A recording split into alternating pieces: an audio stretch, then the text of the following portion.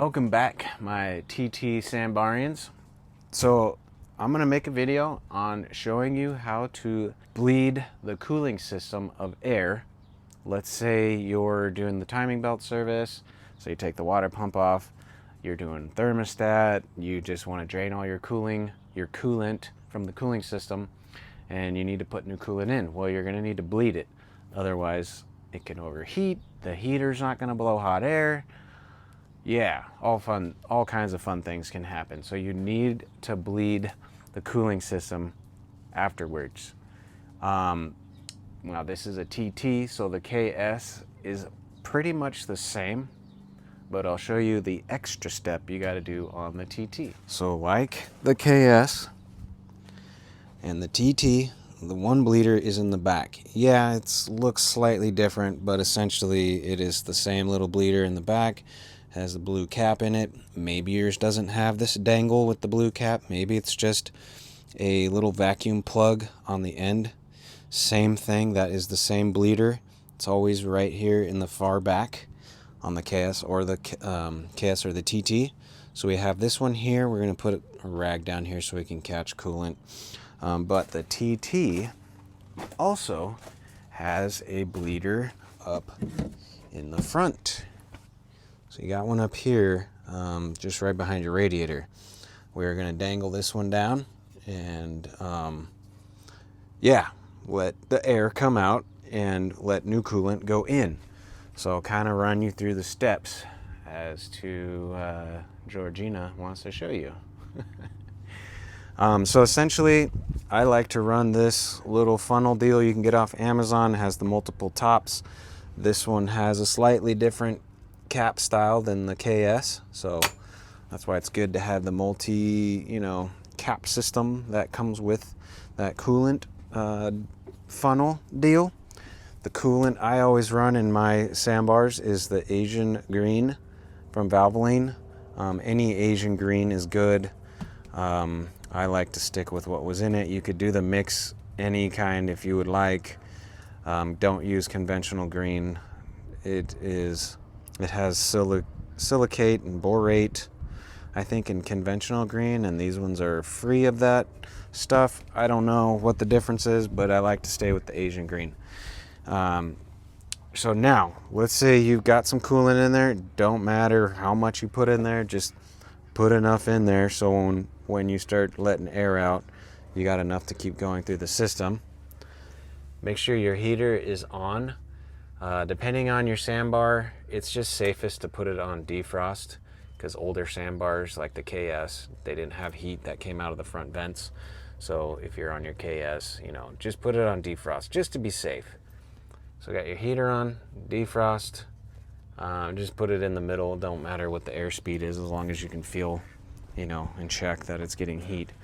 So now that we have coolant in there and we found both our bleeders, let's start in the back at our lowest point to get air out, and then we'll work our way up to the front. All right, so get yourself some pliers, take the little hose clamp off. We'll take the little turquoise plug out.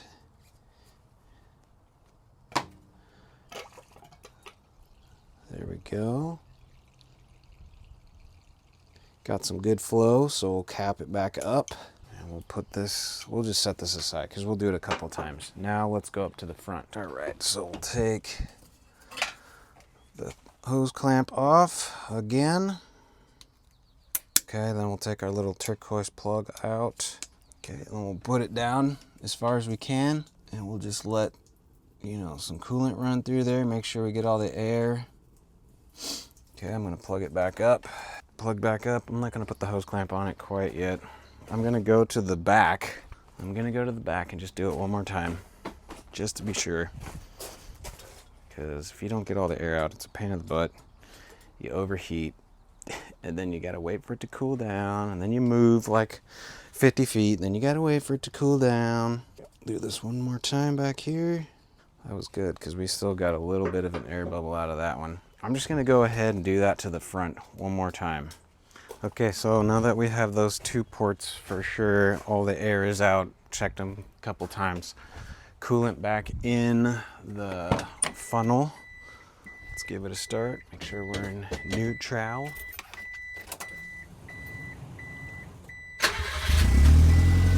Heater's on.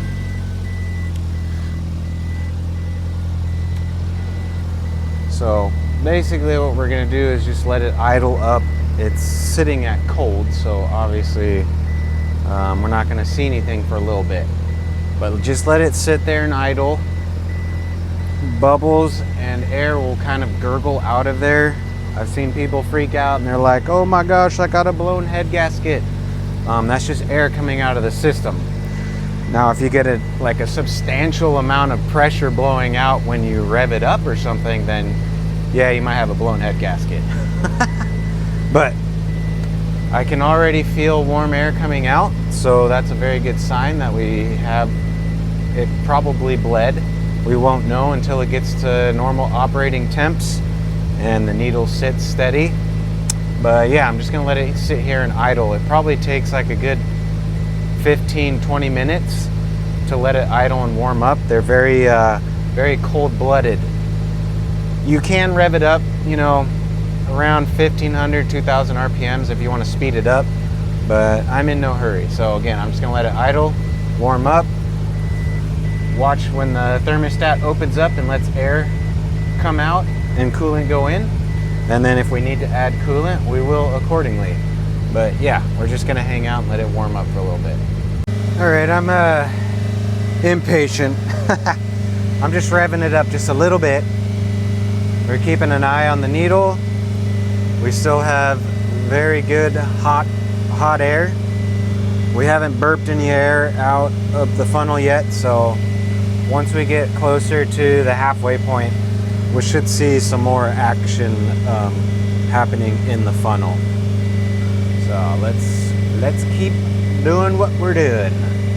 Cool. Well, we got a little more action in the funnel, but we're blowing extremely hot air. We're sitting, you know, just under halfway. Let's see here. Just under halfway on the temp gauge, exactly where we want to be, so that's good. And I will let it cool back down and obviously put the radiator cap back on. And what I typically like to do is then take it for, you know, a 5-10 minute cruise, make sure we don't overheat and the heater continues to blow hot air. And if all is good, then I'll let it sit, let it cool down, and then I'll come back and make sure that the coolant level is still good, because sometimes it will go down after everything cools off because it's not expanded or anything anymore, whatever. So I'll check that later, and it usually needs a little bit to top it off. But yeah, that is how you bleed your cooling system on a Sambar TT. Kind of the same as the KS, minus that bleeder there. You just have one bleeder on the KS, but everything else is the same. Heater, funnel, Agent Green coolant, blow hot air, happy Sambarian. All right, cool. Thanks for watching, guys. I will see you all on the next one.